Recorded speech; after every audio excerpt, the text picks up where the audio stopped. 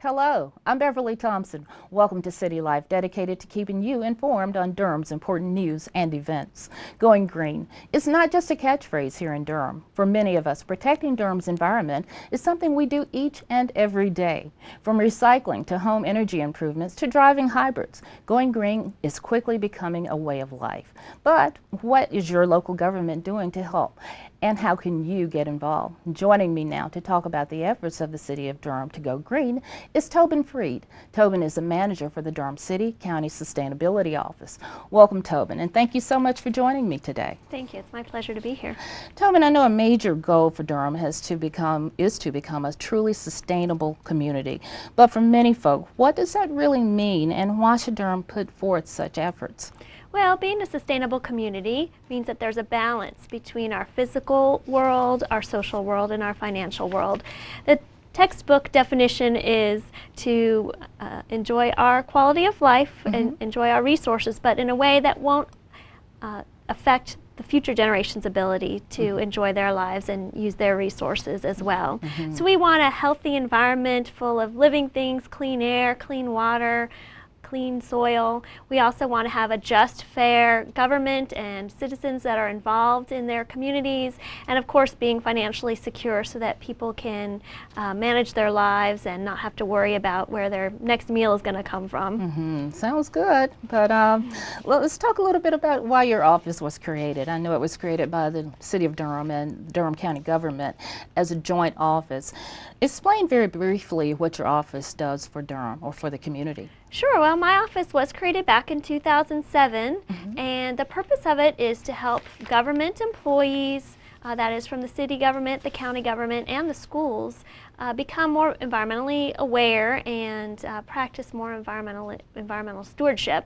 So we create policies, we do education programs, create programs for employees to get involved in. And I also help the citizens and businesses and institutions in Durham as well by doing outreach and helping educate them on ways that they can become more environmentally sensitive. My main goal is to implement Durham's greenhouse gas emissions reduction plan that was created in 2007 and has some ambitious goals for reducing greenhouse gas emissions. So that's a lot of what I spend my time on. Wow, how many people are in your office? Me?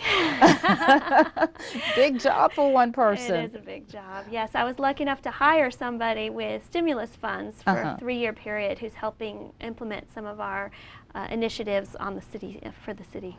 Okay, well, let's focus on some of your efforts for helping Durham residents to encourage sustainable living. Let's talk about your neighborhood energy retrofit program. That's a mouthful. Tell me what this program is and how it helps. Sure. So this program was something that we started with grant funding. Phase 1 is funded through stimulus funds from the Department of Energy, and Phase 2 is funded through a competitive grant from the U.S. Environmental Protection Agency. And we selected 15 neighborhoods throughout Durham to participate. And within those neighborhoods, volunteers organized and went door to door actually talking to their neighbors, got trained in basic energy information and conservation that they can pass on to their neighbors, as well as do-it-yourself projects, so how to insulate your water heater or caulk around windows. So those neighborhoods are now organized and have knowledgeable people in them to help neighbors helping neighbors to do that energy conservation work. In addition to that, almost 700 homes will actually get retrofits that we'll pay for with our grant funds, and that work includes adding insulation to the attic, sealing air ducts, sealing air leaks between the floor of the attic and the ceiling of the crawl space where air is leaking from the conditioned space out. Also adding in programmable thermostats, water saving devices, and carbon monoxide detectors for homes that have gas appliances, for example. So this is all to help homes become more energy efficient, but also to save money? Absolutely. So we're expecting that homes participating in this program will save about 20% of their energy bill. And of course, saving energy, they're not paying for that energy, so they'll be saving money as well. That's our hope. That's a win-win. It is a win-win. Sounds good. Tell me, I know your office recently coordinated 2 other events for residents as well, and one was an exchange for gas-powered lawn equipment for electric. Tell me about those events and why they were needed. So on April 9th and May 14th, we held a Get Your Grass Off Gas event. Don't say that too fast. No. One was down at Northern High School and one down at Jordan High School. And anyone could come in. They could bring their gas yard equipment like lawnmowers, leaf blowers, edgers, chainsaws, things like that, and trade them in for an all-electric version for discounts on those. And the discounts ranged up to 50% or so, depending on the model. It's pretty hefty. It was a pretty good deal. We partnered with Black & Decker on that, and they provided the equipment. And we then took all the equipment that was turned in and recycled it. So we're making sure to keep it off the lawn, so to speak. The reasons that we did this is a lot of people don't realize how dirty that lawn equipment is, and running a traditional gas lawnmower for an hour, which might be a common thing for people on a weekend to go out for an hour, is equivalent to driving a regular vehicle about 350 miles. Really? Which is that's amazing. Past Washington, D.C. from Durham. So that's a pretty far distance. For an hour. For an hour, yeah. They're very polluting, and also there's a lot of issues with people spilling gasoline while they're filling up the equipment. And all of that pollution creates what we call low-level ozone, or also known as smog, which we're unfortunately all familiar with. This affects people, in particular kids, older adults, people who have maybe asthma or heart conditions or other lung conditions. So it's a real problem, and we felt that this was a great way to educate our citizens about the issue and also give them an opportunity to trade up to something that's cleaner and safer and easier to use. Well, how'd it go? Pretty well. We're really, really pleased with it. Hopefully we'll get a chance to do that again if Black & Decker will partner with us. Yeah. So do you think it's going to be more of a learning experience for the public to learn to use electric versus gas, or they seem to be pretty receptive now? People seem to be pretty receptive. It's pretty simple. You plug it in. There were models that get charged up and then you unplug them and they just run on a battery, and other models we had that you had to leave plugged in, kind of depending on the size of your yard. And it's really simple to use, and then to turn it on instead of trying to pull and pull and pull. I've done that before. You just turn a key and push a button and the thing takes off. So it's really much simpler. I think once people try it, they're going to love it. Great. Well, what else is going on to help Durham residents go green? Well, something that's been going on now for a number of years is Durham's water department has a rebate for people who change their old large flow toilets to high efficiency water sense toilets. It's a $100 rebate, and it used to just be one rebate per household, and I've now expanded it so you can change out multiple toilets in your household. Again, you save money because you're not spending money on the water, and they've also expanded that now to include businesses and institutions, so they can also be changing out their toilets and saving money in the process. Okay, sounds like some really good initiatives to help the public, huh? Let me ask you, I know you mentioned a large part of your efforts is targeted toward city and county government and helping them improve how they do business to reduce greenhouse gas emissions. Describe the projects that you've been working on, one of which I know is a solar water system for the city. Yes, so this project we also are using stimulus funds for, and we installed on fire stations 8, 14, and 16 solar hot water systems. So the firefighters there are now using water that's heated free from the sun for their showers, for their laundry and cooking and dishwashing, and we're estimating that that will save about $900 per year and about 5 metric tons of carbon dioxide, which is a greenhouse gas that will not be emitted because we're using the free energy from the sun. I should note that these are not the first solar hot water systems that are on city facilities. 2 other fire stations have them as well, and also the city's General Services Department has a solar hot water system on their building. And I have to ask you, I know I read in the paper that the return on investment was a controversy on using solar hot water heating. Tell me why that really is not the main reason that this is a good thing to do right now. Sure. So some people were concerned that we were spending so much on this project and that it was only saving $900 per year. But the purpose of the stimulus funds, of course, was to create work and to save energy for these particular stimulus dollars. So there were a lot of reasons to do it other than just paying that investment back. The city got this money as a grant. We do want to be good stewards of our taxpayer dollars, but we felt that this was a good way to do it. It's furthering a technology that we think is important for Durham, and also those systems will last for the length of that building. We won't have to replace them. The upkeep is relatively low. We are reducing our greenhouse gas emissions, as I mentioned before, and so and there was work. All those systems were built in the United States. That came from Florida and Virginia, so there was work created by us buying the systems. So it met the goals rather. Absolutely. Yeah, Absolutely. okay.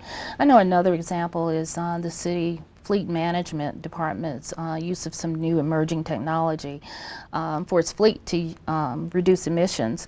Tell me why this project was so important. The city's fleet department partnered up with Southern Research Institute to pilot this technology, and they installed it on 16 heavy-duty vehicles and equipment within the city's fleet. And the goal of this technology was to reduce emissions of smog-forming chemicals, as I mentioned before. And we've seen really great results so far, 78 to 90% reduction in those pollutants because of this technology. That's significant. So, yeah, we're really pleased with that. And again, Durham is leading the way with some of this technology. The city's fleet, I should mention that they, for a long time, have been only purchasing vehicles off the EPA SmartWay list where available. And this is a program where the EPA ranks vehicles by how efficient they are, and then the city makes sure that they buy the most efficient vehicle for that category of vehicles. And they've been doing this for a number of years. They've also been purchasing hybrids and looking at other technologies. So they've been awarded one of the top 100 green fleets in America by Government Fleet magazine for 2 years in a row. So we're pleased with that. I would also like to mention two other vehicle-related projects that we're working on. One, these are both using, again, the stimulus funds. One is to purchase hybrid vans for the Access program. These are the vans that go and help people who can't take regular fixed route buses. And the city was already purchasing 3 hybrids, but didn't have funding for the other 7 that they were purchasing to be hybrid vehicles. So we used stimulus money, and now that whole fleet of vehicles will be hybrids. And those should get about 20 to 30% more fuel efficiency than the traditional gasoline version. And then another project I'm really excited about is that the city is going to be purchasing up to 4 all-electric vehicles for our fleet. So our employees can drive around basically emissions-free with those vehicles. So we should be purchasing those by the end of the year. Durham is definitely leading the way. We are leading the way. Wow, that is impressive. I understand that we're working on another project to replace old lighting fixtures with LEDs in most of the city-owned parking decks. Tell us a little bit about these projects and why they're needed. Sure. So Durham was named an LED city last year by Freid, and so that means that we are taking a leadership again in highlighting a technology that the public can see and experience and become familiar with. LEDs are little, they're called light emitting diodes. They're very small little lights, very energy efficient, and actually provide a truer color as well.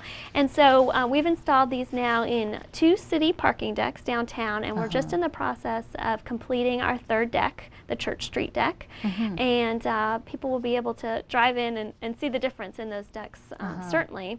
We also are putting them in, actually we already have completed this project at the South Durham Water Reclamation Facility. And I was just out there recently at night, and it's really an amazing difference. We used to have kind of those orange lights that people are familiar with, sort of like street lights, and now you can actually see the true color of everything, and I think it will make the workers at the plant be able to do their jobs more effectively because of this.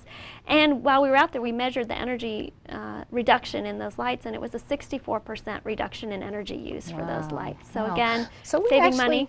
We are actually keeping tabs on the reductions. that we're making. Huh? We are, and we have to. We want to anyway, because we need to make sure that we are working towards our greenhouse gas emissions reduction goals, but also because it's grant funding, we need to report to the Department of Energy and the Environmental Protection Agency exactly how we're using their funds and what the results are. So we're excited to be measuring it. Good, good.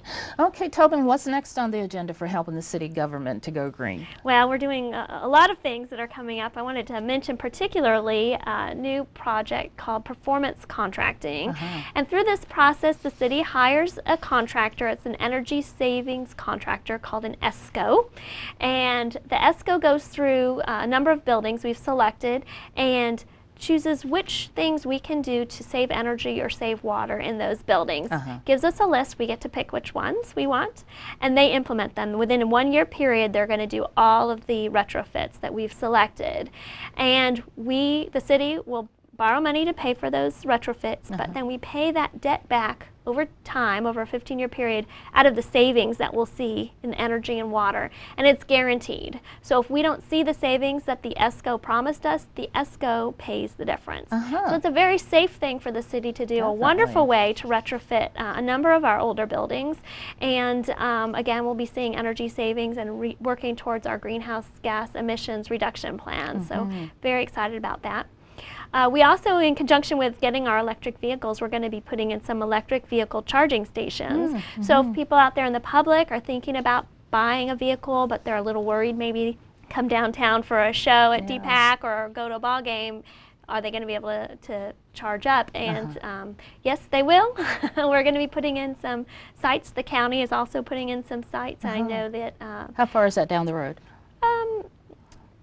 By this time next year, certainly. Those will be in. Those will be in by this time next year. So Durham, we're working on a strategic plan for putting in charging stations throughout the county so that people will know that they can come here and use that their electric vehicles and have no problem getting home again. So excited about that project. Okay, all right. Well, Tobin, let's wrap this up. If our viewers want to know more about how to go green, where can they go to for more information? They can go to our website, which is www.greenerdurham.net.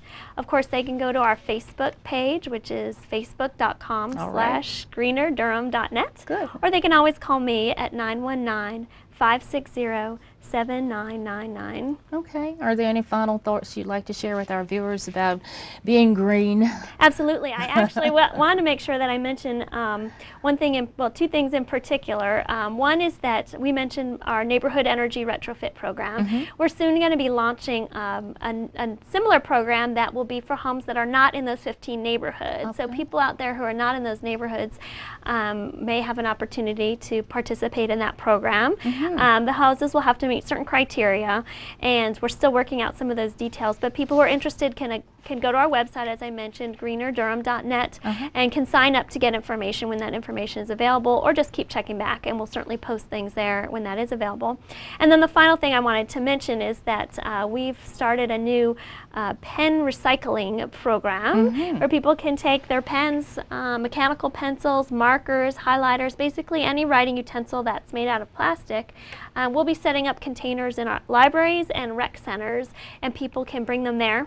Also, if they have used inkjet cartridges or the cores of tape dispensers, kind of random things you don't think that much about.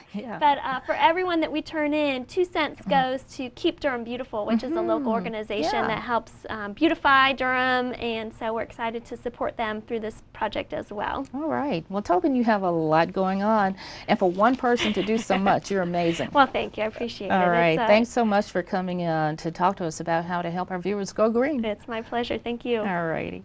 We're going to take a quick break now, but coming up in the next segment, we'll take a look at Durham's recycling efforts and some upcoming changes you'll want to make note of. We'll be right back.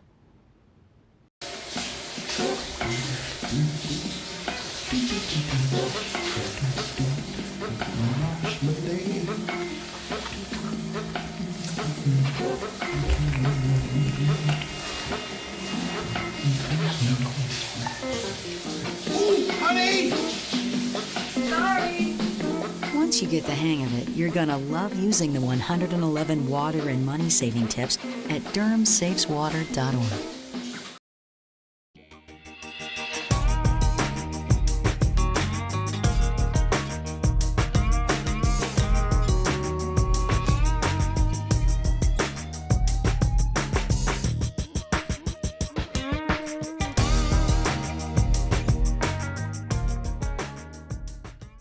Welcome back to City Life. I'm Beverly Thompson, your host. If you are a resident inside the city limits, you are probably well aware of the city's efforts to increase recycling by our residents and businesses. But did you know that the types of things that can be recycled now have changed, as well as some upcoming changes involving your old electronics? Joining me now to talk about these changes and how you can recycle more is Larrisha McGill. Larrisha is a waste reduction coordinator for the city's Solid Waste Management Department. Welcome, Larrisha, and thank you so much for joining me. Thank you for having me. Larrisha, get us started with a quick recap of the curbside recycling program. And I know it's been in effect for about 2 years now. And tell us how that program is going, and are Durham residents recycling more? Well, yes, the program has been very successful, and Durham residents are recycling more. As you probably previously know, we switched from using the 18-gallon bins to now the 95-gallon carts. And so participation has increased from 52% to 86%. Wow. And so basically that just means, you know, more residents are placing their carts at the curb on a consistent basis. And another note that I would like to kind of give the residents kudos is that with the smaller 18-gallon bins, residents were recycling about 11 pounds per household, and that's increased to about 21 pounds per household. So people are definitely taking advantage of the new, using the new larger carts and the new program. You know, I've even heard some people say that they fill up their recycling bin quicker than they fill up their garbage collection bins. Yes, and people That is have told me amazing. that when I'm out and doing public speaking and things like that. And so we've had several requests for residents wanting another cart. So, you know, recycling is a big thing, and now that you can recycle more, it makes it easy having that big cart. Well, let's talk about what sorts of things that are acceptable for curbside recycling in particular. Are there any new items now that can be recycled? Yes, we now accept yogurt containers, margarine containers, aseptic boxes. In layman's terms, that's your chicken broth boxes. Oh, okay. Or if you have children and you have the little high C juice boxes, you can put those items in your recycling cart. And we also take rigid plastics like toys that, you know, a lot of kids, you know, parents buy their children, buckets, lawn chairs, and those types of things. I know you also accept electronics for recycling, yet there's a new law that's going into effect, I understand, on July 1st regarding electronics. Can you describe to us what this law is and how it will affect our viewers? Yes, well, short version, it's basically stating that, you know, electronics, those items cannot go to the landfill. Okay. So when we talk about electronics, we're talking about your computers, your laptops, keyboards, the mice for the computer, fax machines, cell phones. And there's a whole list of things. We pretty much try to keep it simple, anything with the cord. You know, we don't want to put those items in the landfill. Now, I do want to make sure that, you know, white appliances, yes, they do have cords like your washing machines and things like that. And there's a separate, you know, those items can be recycled, but they're not considered electronic. So I do want to make that clear. So kitchen electronics like microwaves? Microwaves, the blenders, blenders, things like that. What about telephones and fax Yes, machines? telephones, fax machines, all of those items can, you know, be recycled, you know, using the proper way, doing it the proper way. We don't want to put those items in our trash. Okay, all right.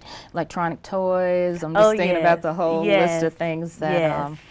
Now, have you guys been, your department rather, been properly addressing this issue or proactively addressing this issue, and what have you been doing? Yes, the Solid Waste Department has been very proactive, even up until, you know, the legislation takes effect. And what we've done is provided ways for residents and businesses to bring electronics to be properly recycled. So we've coordinated several what we call e-waste events during the past year, and we have diverted about 85,000 pounds of electronics from going to the landfill, and about 56,000 pounds of paper, shredded paper, from going to the landfills.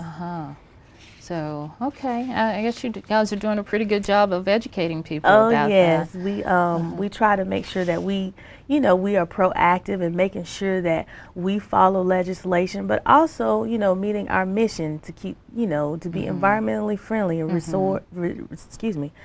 conserve our resources. Okay.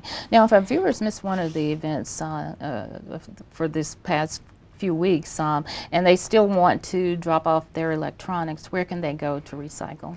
Well, they can take their items to our household hazardous waste facility, and they're located at 1900 East Club Boulevard, and their hours are Tuesday and Wednesday. They're open from 12 noon to 6 p.m. Okay. And then Thursdays through Saturday, residents can take items from 7:30 until 3:30. Okay. So, if they miss any of the events, they can still take items there.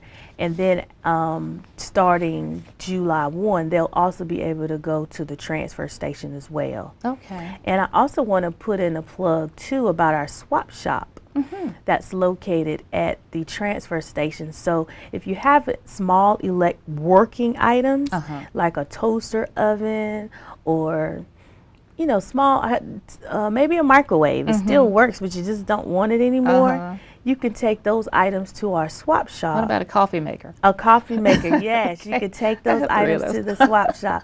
And the good thing about the swap shop is that you don't have to bring anything to get something out of it. So if you think about something, you're like, let me go take a look at the swap shop, and you don't have anything, it's okay. It's free. Okay. So, but if, like I said, small working items can also go to the swap shop, and it's a way that the items is still being reused. Okay.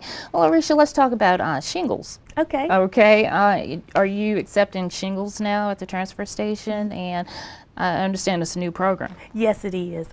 They are accepted now. Okay. And the processor that we're using, we're making sure that before any shingles are recycled, that they're tested for asbestos, because we want to make sure that once those items are recycled, that we get a good product, because that product, once it's recycled, is used to make like asphalt for the roadways and things like that. So we want to make sure we're using a good, clean product when we're accepting those items. Okay. So, Larrisha, to sum it up, if our viewers want more information about recycling, where can they go? Well, they can visit us at Durham, www.durhamnc.gov, and click under the solid waste department, and all the information regarding recycling. Our household hazardous waste facility is there for residents, and they can also contact me at 560-4186, and I will be glad to answer any questions that people have about recycling and what's acceptable. Here again, it seems like Durham is leading the way in recycling and sustainability. Are there any final thoughts you'd like to leave with our viewers? Keep doing what you're doing. Okay. We're doing a great job. So, Durham residents are very green. So I would encourage residents just to keep recycling so that we can, protect our environment now and for generations to follow. Larrisha, thank you so much for joining me to tell our viewers more about recycling in Durham. Thank you for having me. All right. Well, that does it for this edition of City Life. If you have a comment or a future show idea, email us at publicaffairs@durhamnc.gov or call us at 560-4123. You can also visit DTV8 on Facebook and Twitter to find out how to tune in to this show, City Hall This Week, and all of the city's programming. You can also find us on demand on the city's website at durhamnc.gov/DTV8. I'm Beverly Thompson. Thank you so much for joining me to learn more about city life in Durham.